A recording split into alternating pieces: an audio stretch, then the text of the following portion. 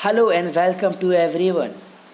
आपका स्वागत है लर्निंग हब में। मेरा नाम है मोहम्मद फ़रीद। आज का वीडियो एक ऑर्गेनिक केमिस्ट्री के एक इम्पॉर्टेंट टॉपिक पे है, कॉन्सेप्ट ऑफ एरोमेटिसिटी।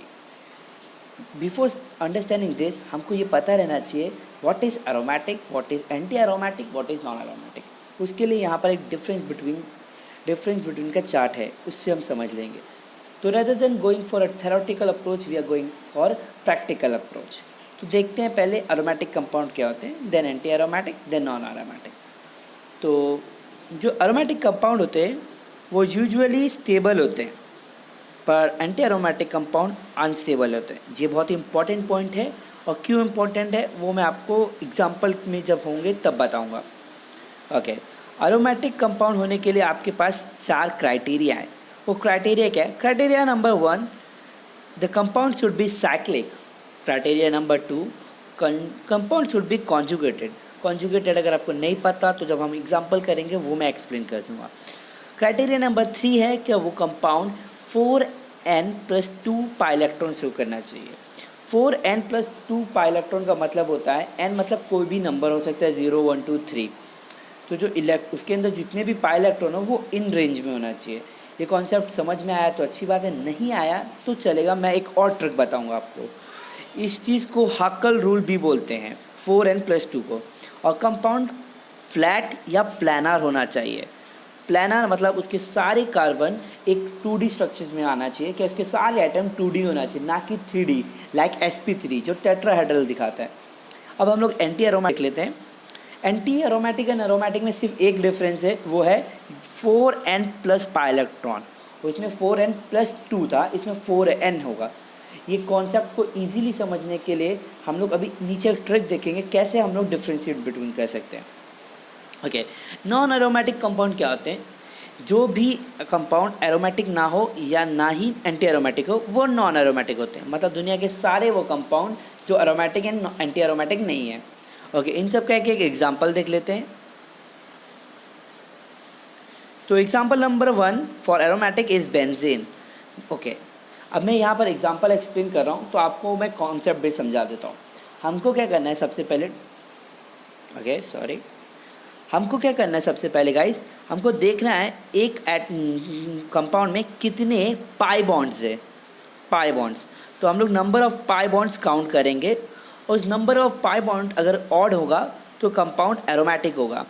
अगर number of pi bonds even होगा तो कंपाउंड एंटी एरोमेटिक होगा। ओके, इसमें एक और रूल आता है कि अगर कंपाउंड के पास कोई भी लोन पेयर हो तो वो भी इसमें काउंट होगा। कोई भी नेगेटिव चार्ज हो, क्योंकि नेगेटिव चार्ज भी इलेक्ट्रॉन्स होता है, और एरोमेटिसिटी क्या होता है? Delocalization of electron. तो हम लोग इलेक्ट्रॉन को भी काउंट करेंगे यहाँ पर। ओके, तो let's start with our first example which is benzene. Okay, benzene के पास कितने इलेक्ट्रॉन हैं? 3 इलेक्ट्रॉन। और कोई लोन पेयर है? नहीं है। कोई नेगेटिव है? नहीं है। तो ये क्या हुआ? ये एक एरोमेटिक कंपाउंड हुआ। सेकेंड एग्जांपल देखते हैं, साइक्लोब्यूटाडाइन। अगले, इसके पास कितने पाई बॉन्ड्स हैं? 2 पाई बॉन्ड्स हैं। कोई नेगेटिव एटम, कोई नेगेटिव चार्ज नहीं है। कोई भी कोई भी कोई भी लोन पेयर नहीं, कोई भी लोन पेयर भी नहीं है। तो ये क्या है? एक एंटी एरोमेटिक, क्योंकि इसके जो टोटल है वो हुआ 2 क्या है? इवन। लास्ट देखते हैं गाइस, साइक्लोहेक्साटेन। ओके, अगर हम लोग इसे सही से देखा जाए तो ये साइक्लिक भी है, कॉन्जुगेटेड भी है। इसके पास फ्लैट भी है? नहीं, ये फ्लैट नहीं है, क्योंकि ये एक ट्यूब लाइक स्ट्रक्चर प्रेजेंट करता है, इसलिए ये नॉन एरोमेटिक कंपाउंड है। अगर ट्यूब लाइक स्ट्रक्चर नहीं प्रेजेंट करता तो ये एक एंटी एरोमेटिक कंपाउंड होता। Okay, let's C other thing.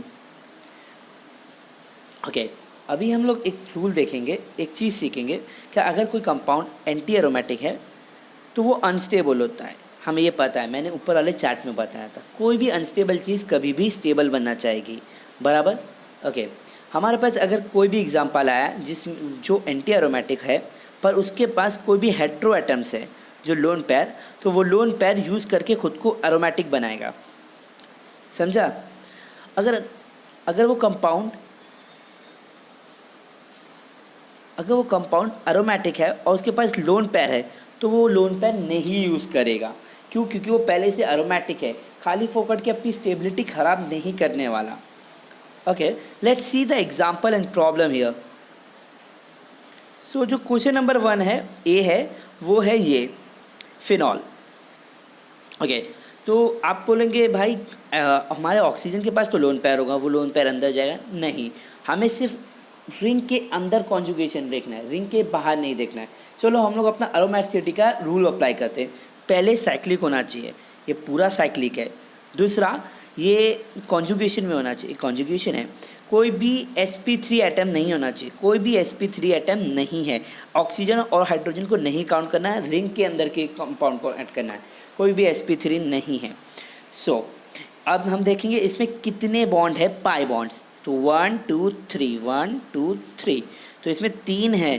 तो ये क्या हुआ, एक aromatic compound. Okay, next example देखते हैं। ओके, ये थोड़ा कंफ्यूजिंग एग्जांपल है। यहाँ पर एक पॉजिटिव साइन है, यहाँ पर एक डबल बॉन्ड है, यहाँ पर एक पाई बॉन्ड है। Okay, let's check with our rule. ये एक साइक्लिक कंपाउंड है, हाँ। ये एक फ्लैट कंपाउंड है, नहीं। क्या ये कॉन्जुगेशन में है? हाँ।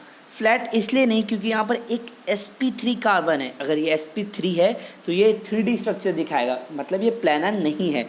तो ये एक नॉन एरोमेटिक कंपाउंड हुआ। ओके, एग्जाम्पल नंबर सी में देखते हैं।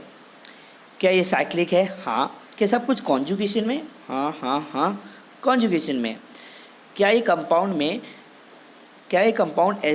प्लानर है? हाँ, ये कंपाउंड प्लानर है क्योंकि इसमें कोई भी sp3 एटम्स नहीं है।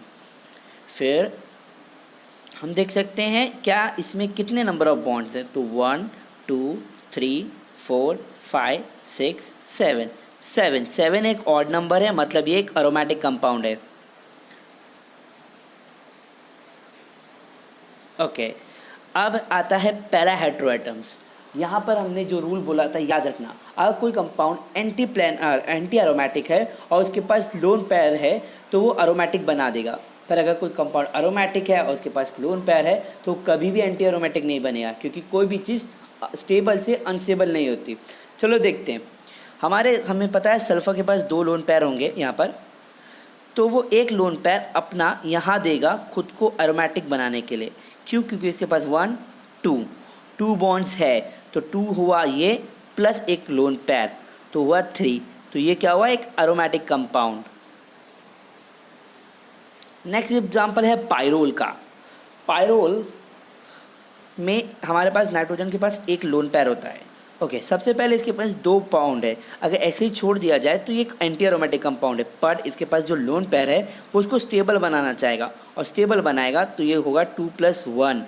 अब हमारे पास टोटल कितने बॉन्ड हुए, 3 मतलब ऑड मतलब aromatic compound. Let's see another examples. Okay,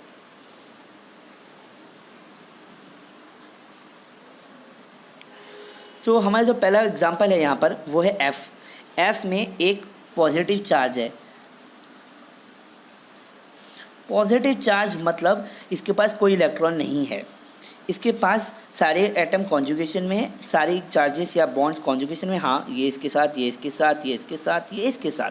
conjugation का मतलब होता है एक बॉन्ड छोड़ के एक बॉन्ड होना, कि एक बॉन्ड छोड़ के एक चार्ज होना। वो अल्टरनेटिवली रेजोनेंट होंगे।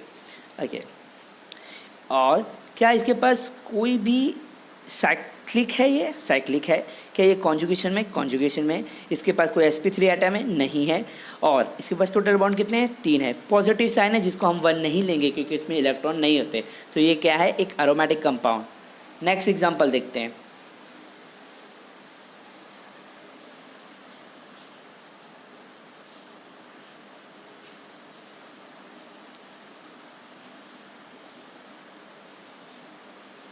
ओके, नेक्स्ट एग्जांपल है जी। सेम कंपाउंड है, बस यहाँ पर नेगेटिव एटम है। नेगेटिव मतलब 1 चार्ज। इसके पास अलग कितने बॉन्ड है? 3 बॉन्ड है। तो 1 + 3 = 4। 4 क्या हुआ, एक इवन नंबर, मतलब ये एक एंटी एरोमेटिक कंपाउंड है। आगे चलते हैं। ओके, इसमें अगर डायरेक्ट हम लोग अपने एरोमेटिसिटी का रूल लगा ले तो ये एक साइक्लिक कंपाउंड नहीं है, यहाँ पर बॉन्ड नहीं है, तो मतलब ये एक नॉन एरोमेटिक कंपाउंड होगा, क्योंकि ये साइक्लिक है ही नहीं, ना ही ये एंटी एरोमेटिक है ना ही एरोमेटिक है। ओके, ये वाला कंपाउंड देखते हैं, ये थोड़ा सा कन्फ्यूजिंग होगा। ओके, इसके पास पहले सब लोग देख लेते हैं, ये साइक्लिक है, साइक्लिक है, सब कुछ कॉन्जुगेशन में, ये इसके साथ कॉन्जुगेट करा है, ये इसके साथ कॉन्जुगेट करा है, ये इसके साथ कॉन्जुगेट करा है और ये इसके साथ, तो ये कॉन्जुगेशन में है। इसके पास कोई sp3 एटम है नहीं, और इसके पास कितने बॉन्ड है, 1 2 3 4, 4 बॉन्ड्स, मतलब ये एक एंटी एरोमेटिक कंपाउंड है। Let's see the last example. Okay, सबसे पहले इसके पास ये साइक्लिक कंपाउंड है, ये साइक्लिक है। क्या इसके पास कोई भी sp3 एटम है नहीं, सब कुछ कॉन्जुगेशन में है। हाँ, कितने बॉन्ड हुए, 1 2 प्लस एक चार्ज है, तो 2 + 1 = 3, सॉरी 1 = 3, मतलब ये एक एरोमेटिक कंपाउंड है। GPAT 2020 का question, which of the following is a anti aromatic compound. So option A B C D, यहाँ पर आंसर दिया है कि ऑप्शन डी है। हम लोग देख लेते हैं ऑप्शन डी क्यों आंसर है। सबसे पहले ऑप्शन ए एक बेंजीन है। ओके, बेंजीन है, इसमें कोई भी नेगेटिव एटम नहीं है, ये साइक्लिक है, ये कॉन्जुगेटेड है, कोई भी sp3 एटम नहीं, नंबर ऑफ बॉन्ड्स है 3, तो ये हुआ एरोमेटिक कंपाउंड। सेकंड वाला देख लेते हैं,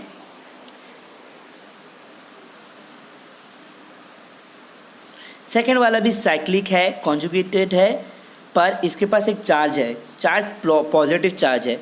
पॉजिटिव चार्ज मतलब कोई भी गिनना नहीं है। उसके अलावा कितने बॉन्ड्स हुए, 3 बॉन्ड्स हुए, तो ये भी एक एरोमेटिक कंपाउंड है। सी ऑप्शन है, उसके पास दो बॉन्ड है प्लस एक नेगेटिव चार्ज है, तो 2 + 1 हुआ 3, ये भी एक ऑड नंबर हुआ। ऑड नंबर मतलब एरोमेटिक्स।